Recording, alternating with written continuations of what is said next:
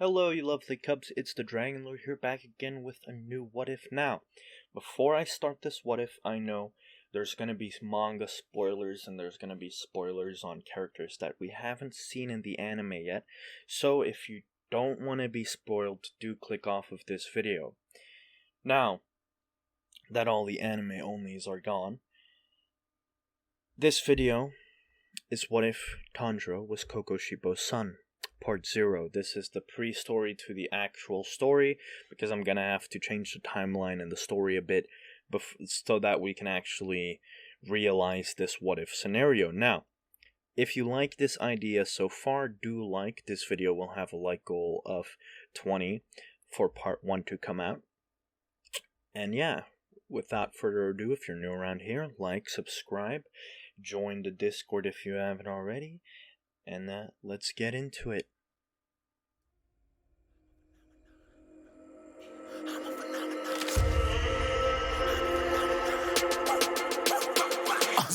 Yeah, you better listen. I'm bringing heat, you'll be a fan when I start rapping. Way I'll have your fucking head spinning. I'm known as spit vicious. Release bombs and go tick tick.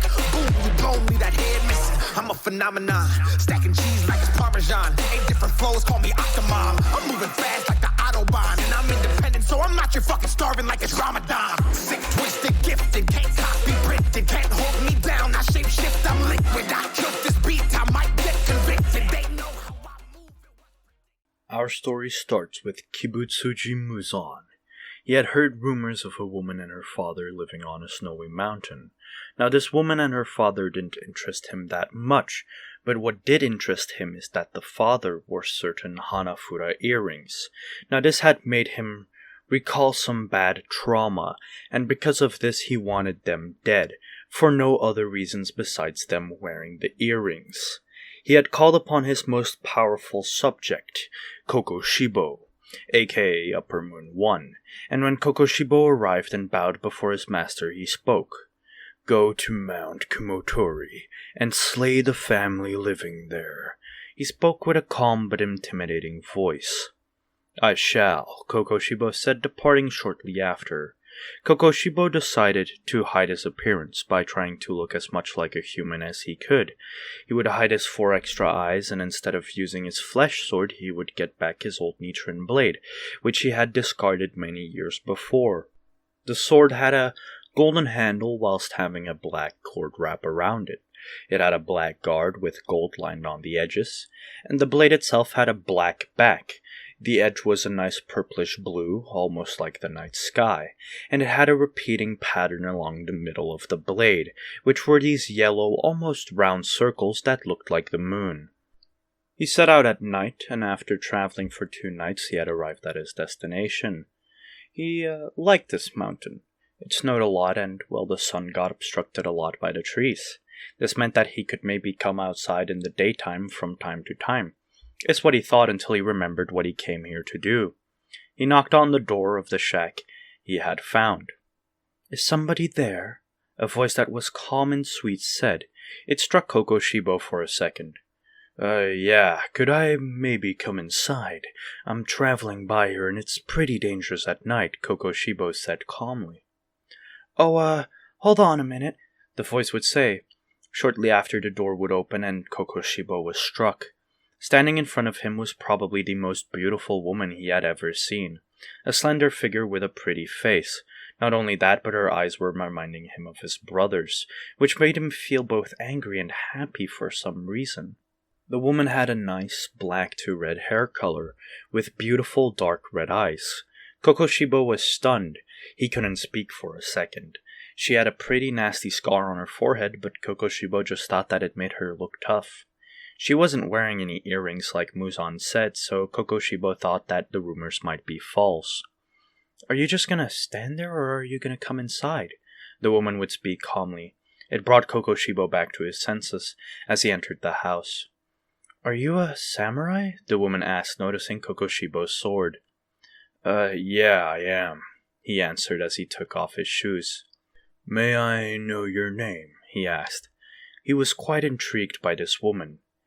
"It's Tanjiro Kamado," she said.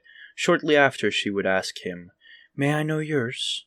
Kokushibo, being polite, answered, of course. he answered his old human name. "It's Michikatsu Tsujikuni." She then proceeded to pour him some tea and give him a place to rest. They spoke all night, and Kokushibo didn't really see any danger in her.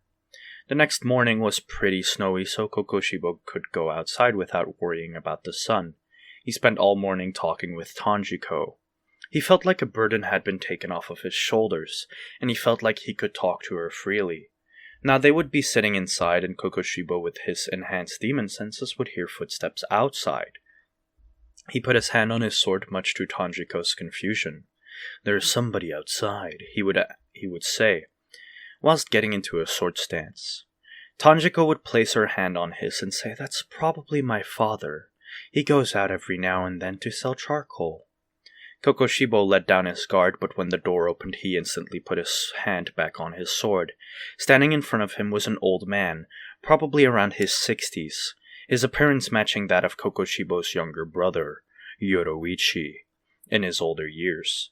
The man saw Kokushibo's shock, fear, and anger. The distance between the two was covered before Kokushibo could even react, and the old man just put his hand on Kokushibo's shoulder. As he said, "There's no reason to be on guard here. We're just simple charcoal-burning family," the man said. Kokushibo calmed down, even though the speed this man just displayed was beyond him. The words made him calm. The man wearing the Hanafuda earrings was Kokushibo's target, although he wasn't sure if he could take on the man after he had displayed his speed. "Why don't you stay for a few days? It's gonna snow a lot in the following week. It would be hard even for a samurai like yourself to travel through that weather," the old man said, leaving to the pantry to restock their supplies. The man was definitely at an old age, yet he still had a mark resembling that of Yoroichi. His appearance stunned Kokushibo the most, yet he didn't feel any hatred or anything like that towards himself. He decided to stay for a few more days to gauge if they were a threat or not. In those days, he stayed at the Kamado residence. He grew closer and closer to Tanjiro, and before he knew it, months flew by. He obviously couldn't go out in the sun, so his excuse for not coming outside was that he had a bad skin disease. The Kamado family accepting this, eventually he got close enough to them that he actually married Tanjiro. And after a few years flew by, they had a kid. A boy, in fact. They named him Tanjiro. Now, Tanjiro was born stronger than a normal kid, and he actually had a mark when he was born. Now, this mark resembled that of his grandfather, but that was only half of his mark. The other half was situated on his neck, which resembled his father's. Now, when Tanjiro was a baby, it was hard for him to go outside in the sunlight. At first, they thought he might have his father's skin disease, but really quickly it became apparent that he was fine. He could run around in the sunlight. Now, Tanjiro is special, because if he got hurt, his wound would heal pretty fast. Tanjiro also displayed a level of physical strength equal to that of at least 2 sumo wrestlers when he was only 4 years old. Now, this in itself was shocking to the family. That, combined with his regenerative powers, made Tanjiro quite the special boy. Now, about 8 years would pass where Kokushibo would be living his life alongside his family. His wife was weakened, and he knew this was because of the mark, but he couldn't tell her that. Tanjiro wasn't their only kid after all. There was Nezuko, Takeo, Hanako, Shigeru, and Rokuta. Giving birth to so many children had already greatly weakened her, but she always said that she was fine, really displaying her willpower, which always made Kokushibo smile. Now, Tanjiro's grandfather would always perform a dance around New Year's, specifically the Hinokami Kagura, which Kokushibo always observed. After all, it was a dance based on sun breathing. Now, Tanjiro would always try to mimic the dance, and eventually his grandfather taught him how, even how to use the breathing technique. Now, Kokushibo would also teach Tanjiro sword fighting and sword techniques, specifically moon breathing. Now, Tanjiro would always pay attention to his father's lessons, so that he could one day protect his family. At age 7, Tanjiro was already so strong, both in moon breathing and just overall sword skills, that Kokushibo would compare him to a hashira. Sadly, at age 10, Tanjiro's mother passed away due to her body being too frail, and she passed away shortly after giving birth to Rakuta. When Tanjiro was 11 years old, his grandfather also passed away. He would often help out by carrying the charcoal when his grandfather made the trips down the mountain. His grandfather often told him tales about demons and was really that fun grandfather that everybody loved. So when he passed, Tanjiro was quite sad, but he kept up a good front. After all, he had to help his family now the most. He would of course have the Hanafuda earrings that he got from his grandfather, and he would perform the Hinokami Kagura every new year to honor the fire god in his grandfather's stead. Kokushibo was proud of his son. After all, he was such a hard-working boy, and he was quite gifted as well. For example, Tanjiro's smell was astonishingly good. Now, all of their senses were quite strong, but Tanjiro was always the strongest out of all of them by far too. But his smell far surpassed even Kokushibo's upper moon one sense of smell. Kokushibo thought to himself that Tanjiro might even be more gifted than Yoruichi himself, but eventually discarded these thoughts because Yoruichi was on a whole other level than what Tanjiro was at. But he still thought that Tanjiro was quite the gift. Now, Tanjiro and his father were quite close, but Tanjiro would often make remarks about his father having a weird smell on him. He would often ask his father about the demon stories he had heard from his grandfather, but Kokushibo always dismissed them. After all, Tanjiro was taught that demons are evil. What if he figures out his father is one? 2 more years quickly passed, and the family was getting along well. Tanjiro had gotten half of his father's haori, and his father always wore half of Tanjiro's. It was to show their bond, and Kokushibo explained to his son that it shows that he is a moon-breathing student. Tanjiro also got gifted Kokushibo's old katana, him wanting his son to carry on his legacy. Tanjiro graciously accepted, and he started training with it every day, since the day he got it.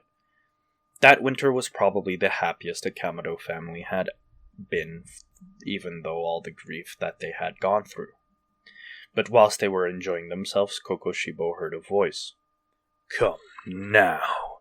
It was Master Muzan. Later that night, Kokushibo set out.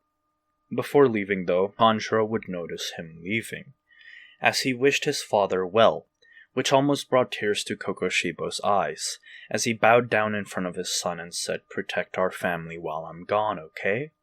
He said with a smile. "Of course, that's what you trained me for, isn't it?" Tanjiro said with a smile. Kokushibo then set out, and soon found himself in the Infinity Castle. Surrounded around him were the other Upper Moon demons, and in front of him the progenitor of all demons himself, Muzan Kibutsuji. "It has come to my attention that you have failed in your mission, Kokushibo," Muzan said intimidatingly. Instantly, the atmosphere in the area was heavy. The other demons were shaking. "The woman and her father are dead, Master. I don't understand," Kokushibo would say. "Not only did you not kill them, you left the children alive," Muzan would say, infuriated. "The children, Master?" Kokushibo would be confused. "I saw your memories, Kokushibo. What was his name again? Ah, yes, Tanjiro. The evidence is right there on your body," Muzan would say, and in a flash he would grab Kokushibo by the left side of his haori, which was Tanjiro's piece. "Master Muzan, you want me to kill my own son," Kokushibo would say, infuriated at the thought. "They are offspring of that devil. Either they become demons under my control or they die," Muzan said in a cold tone. In a flash, Muzan's arm would be cut off, without him even realizing it. In front of him, an angered Kokushibo was holding his sword, looking at him in disdain. "I will follow you, but you leave my children out of this.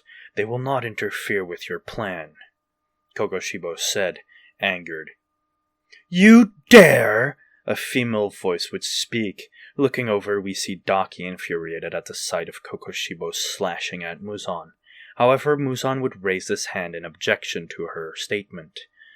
Kokushibo was pretty much even in power with Muzan, and he wouldn't want to lose a powerful subordinate like Kokushibo. You have 1 year to change them into demons, or I will kill them myself, Muzan would say, infuriated. Kokushibo would just nod in silence, and would return the next night. Upon seeing his family, he knew he couldn't turn them into demons. It would break his heart seeing them slave away under a person. He thought for a while, and came to a conclusion. But that will be for part 1.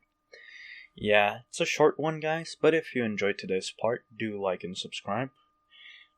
It's not much to say. 20 likes and part 1 will be uploaded. If you like this concept, do comment down below, or like, or whatever you want to do to show, your support for this series. Anyway, my name is the Dragon Lord.